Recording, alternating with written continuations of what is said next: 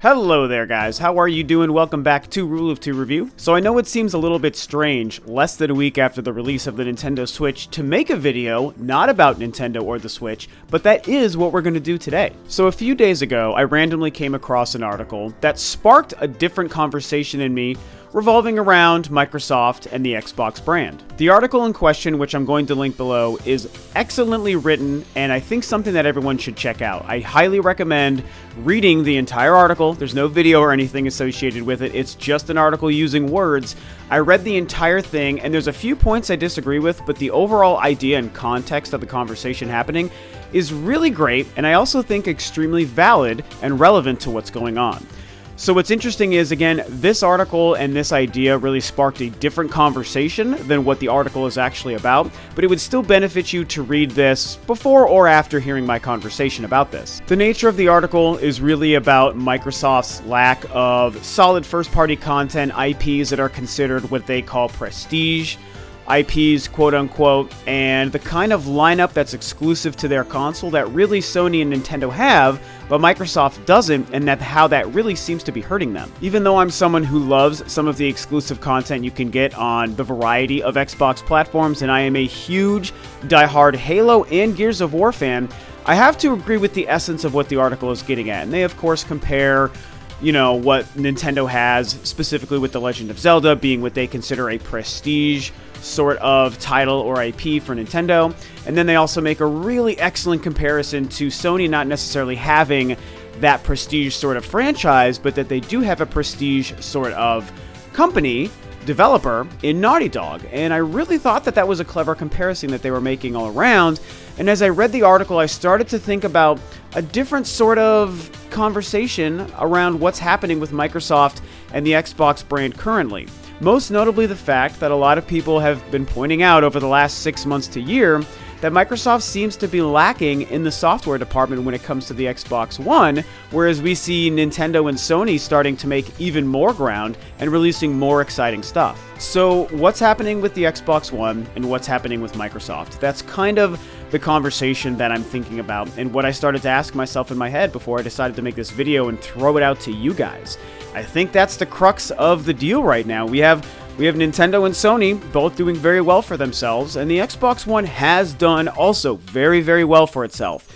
If the PlayStation 4 wasn't the runaway crazy success that it's been, I think that a lot of people would be seeing the Xbox One as even more successful than it is, because really in, 3.5 years, selling 25, 28, I think almost 30 million units is absolutely solid. That's definitely a hit. That's a successful console in any right.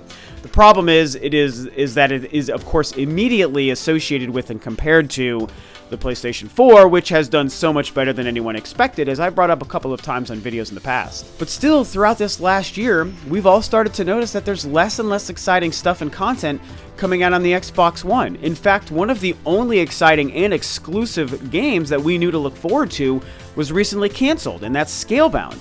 So what the hell is going on with Microsoft and the Xbox One? Why do they seem to be floundering on the software front? And does this mean anything about their future? So obviously, I do think this means something about their future, hence why, of course, I'm making this video.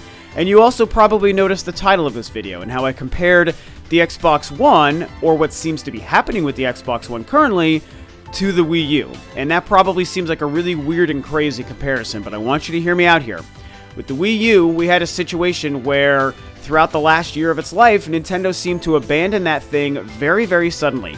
We already knew that at the time, Nintendo was working on this secretive new console project called the NX. We didn't know what it was, we didn't know what to expect of it, we didn't know exactly when to expect it or when we'd even get details about it. But still, the Wii U was the current relevant system from Nintendo on the market at that time, and a lot of us who are Nintendo and Wii U fans continually were wondering what's happening with the console, when are we getting these games and brand new flashy exciting announcements that we wanted and expected from Nintendo. Why is it that 2 E3s in a row we really didn't get any amazing AAA surprise game announcements or some really awesome software other than that Zelda reveal in 2014? We got nothing that was really exciting or crazy. We weren't getting the Metroid we wanted. When we finally got Animal Crossing, it was this garbage board game amiibo thing. It was such a weird, floundering situation for Nintendo and for the Wii U, And what ended up happening is we learned down the road that, well, Nintendo made a decision very early on to move on from the Wii U and to start to plan and prepare for their next console, which we now know is the Switch, and we now have the Switches. And it was this early sign that Nintendo was ready to move away from what they were doing with their current console for a variety of reasons, and they wanted to move on to the next big thing. At the time, going back a year and a half ago, it was a really difficult thing for a lot of Wii U owners and Nintendo fans to deal with and to realize. It was very frustrating, and it was kind of depressing and disheartening, because it's like, hey, we want games for this console. Nintendo, we like you. Nintendo, we want to support you. Nintendo, we enjoy your console as a piece of hardware, a lot of people said, myself included, but where are the games? Where's the support? Where's the promise of this future and this continued support for the next couple of years for this console we all paid $300 for? And again, in hindsight, we can now look back and see, oh, okay, we see what they were doing. They had to move on from it probably in a different period of time than they really would have anticipated. They wanted to move on to the Switch, all these different things. And now we understand why, so the hindsight helps us understand. What I'm curious about, and what I think is probably happening with Microsoft and with the Xbox One, is probably the same thing. We know that the Scorpio is their next big thing. We know the Scorpio is coming up right now, planned for the end of the year 2017. Last year at E3, coming up on now a year ago, they officially revealed the concept for the Scorpio. They officially confirmed the Scorpio was indeed real. The Scorpio is some next piece of hardware, some next Xbox brand machine that they plan to release in the future that is supposed to do all these great new things, probably visually mostly, that we've never seen before. And there is a lot of excitement around that idea, and I've talked about it before. It's not like I want the upgrade thing like what the PS4 Pro is to happen and become the norm. But right now, while the Scorpio is enough of a mystery, I still am excited about it. It's like, bring us new hardware, bring us new cool ideas and new things from any company, even a non-Nintendo company, and I still do get excited, and I like the Xbox brand, so I'm curious to see what's going to happen there. But that was, again, almost a year ago that they announced the Scorpio. And now here we are, coming up, a couple of months away from E3 2017. Apparently, if things stay on track, we're less than a year away from the release of the Scorpio. And with this kind of dying software support for the Xbox One, it's kind of got me thinking that really what Microsoft is doing is almost, if not exactly, what Nintendo did with the Wii U, which is moving on from their current console quicker than people realized, kind of sweeping the thing under the rug, and behind the scenes, moving on to the next thing, which we know is the Scorpio. I think that that's what they're doing, and they're probably preparing themselves to have a very long period of time without software, without a lot of, console and hardware moving software and exclusive stuff. Again, just like what happened with the Wii U, the last year of the Wii U's life, 2016, was very sparse in terms of content. There was virtually no third-party content, and the couple of first-party titles, even though some of them were actually really good, they weren't the exciting kinds of AAA experiences we expect on a regular basis from a company that manufactures a console, and especially from Nintendo, and they were also so sparsely released. Star Fox Zero is a good example of a game that really most people didn't even like and didn't sell as well as I think a brand new Star Fox should have, and there are reasons for that, of course, which I've discussed numerous times, and I'm not going to retread here. Even though I loved the game, and there is a small collection of people out there that really enjoy that game, for the most part, it wasn't what it was supposed to be. Pokken Tournament was cool and all for Pokemon fans, but it wasn't a real Pokemon game, even though it did review and sell pretty well, to be fair.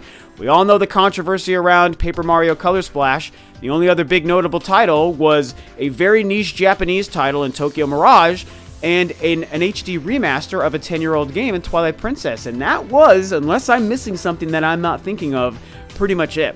And the Xbox One has literally less than that right now to be excited for in terms of exclusive content. I mean, the only real exclusive first-party franchises and IPs we know of from Microsoft, that I can think of right off the top of my head, are Halo and Forza and Gears of War. And they did have Halo Wars 2 that just came out, and that's definitely a big deal. I know that it reviewed okay. We're probably going to get a new Halo game sometime soon, but I'm starting to think that's going to be a Scorpio game. Gears of War just came out. That's a great game. It sold really well. People really liked it. That's cool. But now we're obviously another several years away from a new Gears of War entry. It doesn't seem like Microsoft is working on anything new on the first-party front as far as first-party content. And like I said already, the only other game that was exclusive was canceled. No Scalebound, a third-party exclusive. So, I mean, really this just comes down to me, all signs pointing to Microsoft doing exactly what Nintendo did with the Wii U. They're moving on before the gamer was ready, because the Xbox One fan and the Xbox One gamer is obviously ready for more content, and we as gamers want more stuff to play on our Xbox Ones. But Microsoft seems to be making a decision, although they haven't confirmed this. This is my theory and speculation, but damn it, I feel really good about this theory and speculation that it's probably true. Microsoft is like, hey, we got to move on. We don't need to tell anyone, which is unfortunate that they're doing that. We don't need to make a public announcement. We don't need to really explain our game plan and our business model to the consumer and to the video game industry. And we're just going to do this. We're just going to kind of let the Xbox One filter itself out, kind of wean the gamer off of the Xbox One, let, a couple of these high-profile third-party multi-platform games release, like what Red Dead Redemption is, Resident Evil 7, Final Fantasy 15, these kinds of things. And then, as far as exclusive content, we need to wait until we officially and finally move on to our next machine, which is the Scorpio. Now, of course, that's a tricky thing to really still consider and talk about, because the Scorpio is something where we don't truly know, and I know a lot of people want to think that we do know, and I know that there's been a couple of conversations officially from Microsoft and Phil Spencer and the like talking about what the Scorpio kind of is and what it's kind of going to do and how it's kind of going to do Xbox One stuff, but also brand new stuff. But really, there's way more stuff that's mysterious and unknown about the Scorpio than any 5 sentences that you can find on the internet that have been quoted from a Microsoft employee. Like, really, we don't know enough about that thing to definitively and confidently say it's this, that, or the other. It's just a new machine, a new piece of hardware. Is it going to be, and I've talked about this recently, a couple of weeks ago on an Xbox video, is it going to be an Xbox One family machine that's a smaller upgrade? Or is this going to be something that's more of a true evolutionary leap in console and hardware and the Xbox brand and become something that's quintessentially a next generation quote-unquote machine from Microsoft, the actual true successor to the Xbox One that I think it's probably going to be, and that is really just going to be backwards compatible with Xbox One games. Now, there's also the running theory going out there that, and I first heard this on the Kinda Funny Games cast, actually, and I appreciated them bringing this up, that potentially the Xbox Scorpio might end up getting delayed, into 2018, which I think is incredibly likely. It's not a lock. I could see it also releasing this year, but I think there's a very good chance that it gets delayed into 2018.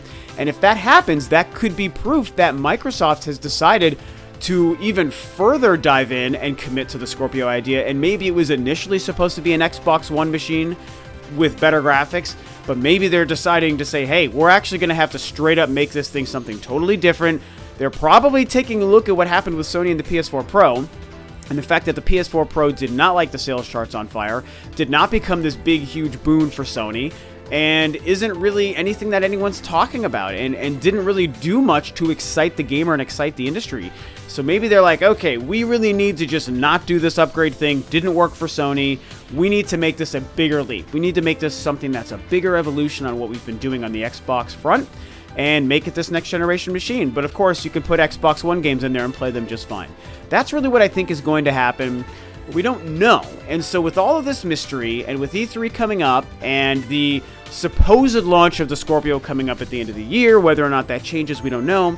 It's going to be interesting to see play out. But I really feel like Microsoft, they either took a page from Nintendo, or they just randomly decided they needed to coincidentally do exactly what Nintendo did with the Wii U, and they're abandoning ship. They're moving on from the Xbox One, which I think is unfortunate, and they're going to say, hey, we're going to do this Scorpio thing, and that's what we have to look forward to coming up soon. And I think that E3 this year is going to hopefully be very telling, but we know, Microsoft, of course, doesn't have a lot of floor space on E3, so if it's not E3, it's probably going to be GDC later down the road. So it will be interesting to see, but that's kind of my theory on what's going on, and what I think might be happening is Microsoft taking a page from Nintendo, and they're kind of doing exactly what happened with the Wii U. So yeah, I don't know. That's it, guys. That's what I think's going on with Microsoft potentially and the Xbox One and the Scorpio. What do you guys think about this? Does this make sense to you? Do you see Microsoft mirroring the life of the Wii U leading into the Switch the way I do? Do you think that they're unrelated? Do you think that really the Scorpio has nothing to do with the lack of games from Microsoft, and maybe some of that stuff will come soon? I honestly wonder if part of the reason Scalebound was canceled is because Microsoft wanted to straight up move projects like that to the Scorpio and say, you know what, we don't even want to release a game like this on the Xbox One because we're going to be moving on from it soon, and maybe that created some weird kind of conflict or strife with Platinum Games. Who knows? I mean, I'm just spitballing at this point, but yeah, what do you guys think about this? Does this make sense, or do you totally disagree with my theory and you don't really care about what's happening with the Scorpio?